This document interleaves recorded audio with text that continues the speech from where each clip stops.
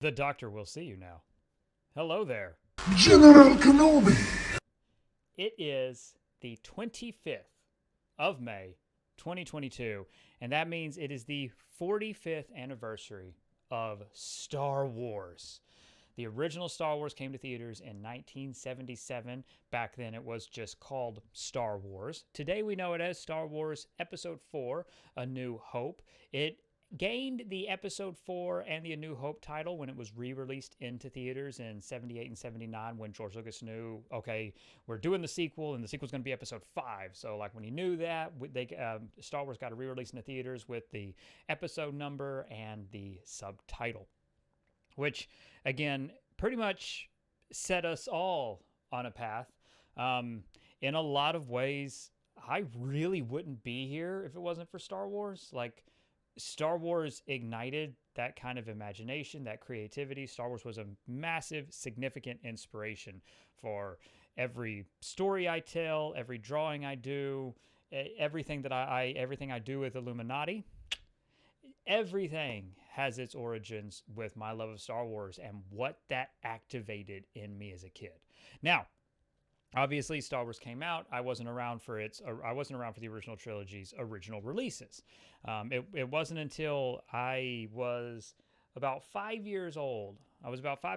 And I got the Faces. This is what I call them. The Faces VHS box set, which was a stormtrooper face was on one, Yoda's face was on another, and Vader's face was on one, right? And that was my introduction to Star Wars. Before the special editions, before any of that, that was my introduction to Star Wars. And then it was kind of this renaissance of Star Wars because the Power of the Force 2 line was also getting started, and it sprung out, which one day, like after the move or whatever ends up happening, I'm gonna have to adjust the camera, or at least set it up so that my Star Wars stuff is more prominently displayed, because a lot of my 3 3/4 collection is just out of view. So, of course, it being the 25th of May in 2022, that also means we are at the cusp of the beginning of Star Wars Celebration Anaheim in 2022. That starts on Thursday. So there is massive news coming, right? We have a massive slate. I have a lot of expectations, and this video is going to kind of go into a lot of that. So we've been talking about this Tales of the Jedi leak for almost a year now. It's coming to fruition finally. I don't know if they're going to show anything on Thursday, but on Saturday, there is a Lucasfilm panel for Tales of the Jedi. Dave Filoni will be attending it. So I'm really excited about that one. Obviously, Dave Filoni's involvement and the description on Star Wars Celebration, it looks to be an animated anthology. So we pretty much right on the mark of it. Now, Tales of the Jedi has its origins in an amazing comic book series by writer Tom Veitch. I'm terrible with name pronunciation, so I do apologize if any corrections that you have. Who he unfortunately passed away. But I had some email correspondence with him before his passing, and so it was really great to pick his brain, and that's something that I want to make a video out of, because again, Star Wars is my first and true. I mean that's my first that's my first love in terms of pop culture. That's always going to be at the top. It's Star Wars, Mac. It's Star Wars. That's the dream. That is the dream. So Thursday, season 3 of Mandalorian first look. Hopefully the cast comes out for Ahsoka, that they have the cast walk out. We finally know who's playing Thrawn. We finally know who's playing Ezra. We get these revelations. Hopefully we can finally know one way or the other if Hera Syndulla is truly going to be making her live action debut. Again, I feel like Thursday's the big panel. Any of this I feel like will happen on Thursday. So, literally tomorrow. We're hours away from it. And again, we will 100% be live to discuss all of this because it's Star Wars. Like, I know that there's some thunderstorms moving in here in Texas. So, the only thing that would stop me from talking about Star Wars in front of a camera is complete shutdown of electrical power. I mean, that's where we're at, Mac. So let's see. I mean, Grammar Rodeo, I speculated. I speculated on this. I've talked to some of you about this, and this is just my thoughts. There's nothing here. This is just my thoughts. But we know that there is a series in production called Grammar Rodeo. It's being headed up by John Watts, again of the MCU Spider-Man fame. We know it focuses on younger characters, early teenage characters. I can't help but wonder if one of the lead characters in that show will end up being Jason Sindula, who is Kanan and Hera's son. The timeline adds up. He would be about the prime perfect age, because we're being told that the Grammar Rodeo show actually takes place also after Return of the Jedi. So like everything we're going to get those 30 years really well and truly covered in terms of live action, it looks like. The question is how all this ends up tying in with Thrawn and the big event. I have to assume inevitably we're going to see Luke, Han, and Leia together on the streaming screen, if you will. I feel like that's inevitable, and I know that there's debate over that. I, for one, I think what they've done, is amazing, and I'm cool with it. I appreciate the work. I'm all for it. That's me. I'm all for it. Then Andor. We're going to get the Andor trailer. I bet we get an Andor premiere date. Bad Batch Season 2, we're going to get a premiere date for that. Acolyte, hopefully we have a little bit of information. Acolyte has not started filming. Last we heard, Acolyte was supposed to start filming this summer. The timeline for Acolyte lines up perfectly with Darth Plagueis. I can't help. Again, it's just something that I'm eager. There's a lot of meaty stuff coming that could be really thrilling and really exciting. But Acolyte won't have anything to show because it's just not ready. But in terms of stuff that will be shown, that I will be announced. I mean, like I said, Mandalorian season 3 that finished filming, so we could get a release window at the very least. Andor Season 1 is completely done. Andor Season 2 is about to start. And Andor Season 1 is 12 episodes, and Season 2 is going to be 12 episodes. And it looks like that's it. It looks like it's going to be a 24-episode series, and then it's going to wrap up and take us right to Rogue One. At least that's what it's sounding like. We know that Bad Batch is ready. We know that Tales of the Jedi is ready. So like we've got a lot of Star Wars content that could be coming this year, and that's really, really exciting, especially for me, because it's like if someone came to me and said you have to choose Star Wars or Marvel, I would choose Star Wars. You know what I'm saying? That's me. That's where my true love lies. That's where my fandom lies. I would choose Star Wars in a heartbeat.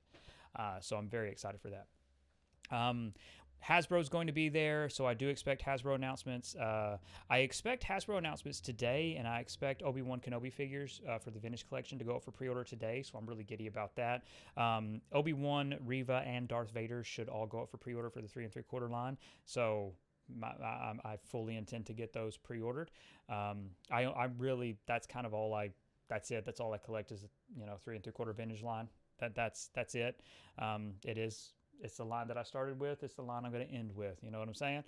So that's my love. But Hasbro is going to also be at Celebration, so I expect more reveals there. Publishing's going to be there. I mean, there's a lot. Obviously, I know the shows are the biggest deal. And then finally, the movie. The theatrical movies. It looks like Taika Waititi's film is going to be next. Taika Waititi? Anyway, it looks like Taika's film is actually going to end up being the next one. There's a lot of rumors and gossip about it moving forward and that it being a whole new story. So I don't think Taika's film is going to be in episode 10, but it also looks like the future of Star Wars is going to be, isn't really going to be trilogies. It's going to be a series like the MCU, maybe not as in-depthly, but like everything we're hearing is that, these films are all this is going to be based around the same time. Like they're moving away from that kind of trilogy and just into serialized storytelling. So everything could end up being, connected on the theatrical front as with the new time that they're exploring there. Which again, maybe we'll get some more information on that and we'll kind of get an idea of where they're going and what they're working on. But my gut feeling, just based on all the vagaries and the way that they're kind of talking around information, I really get the feeling that Taika's film is going to be set post episode 9 and probably many, many, many years thereafter. many, which will be interesting. But again, that's just my interpretation of bits and pieces of information that we're being fed. So I'm cool being wrong. I'm comfortable with it. I'm very interested to see what ends up getting explored. And we know the Acolyte, so far, the Acolyte is the only thing that's going really far back in time. But again, like there's just so much up in the air with that. Obi-Wan, of course, that's the next big one. Obi-Wan Kenobi premieres on Friday with 2 episodes. Yes. We get 2 episodes on Friday, and then we get another episode on Wednesday. I cannot wait. I'm really thrilled about that. Obi-Wan Kenobi is my most anticipated series of the year, period. There is nothing that tops it. There isn't. There's no Marvel. There's nothing. Obi-Wan Kenobi, like Obi-Wan is at the top, and then Tales of the Jedi. And I'm so curious about what Tales of the Jedi is. I'm just so curious. I know it's going to be an anthology, but a part of me hopes that they're comfortable to go back and forth and to explore, and maybe explore other timelines and give us bits and pieces of, thousands of years ago. Just little things like that. Anything that's kind of tangible that connects to KOTOR or the 100-Year Darkness, anything like that, I would love from Tales of the Jedi. But then at the same time, give us stories of Anakin and Obi-Wan, all that jazz. Give us stories with Luke and Grogu. I mean, Luke had him for a little bit, or Luke and Ben Solo, whatever. But I want it to cover. I want to really explore multiple time periods, right? That's because, again, if it's called Tales of the Jedi, like, let's embrace it. Let's do something incredible there, and hopefully it's meaty.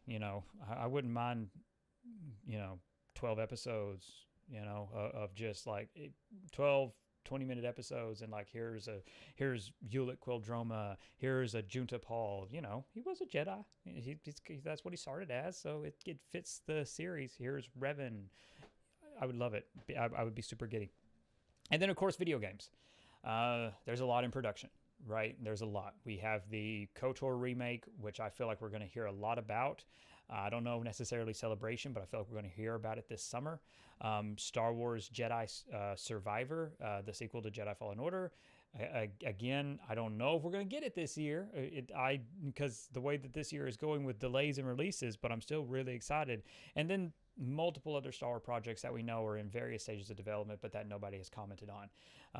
From Ubisoft's game to Skydance's game to the rumored Star Wars MMO that's in development, which I don't know if that's supposed to replace the Old Republic. Like, this is what I'm saying. There is so much going on in terms of Star Wars. Like, as a Star Wars fan, we're being treated, and I am loving it absolutely every second of it.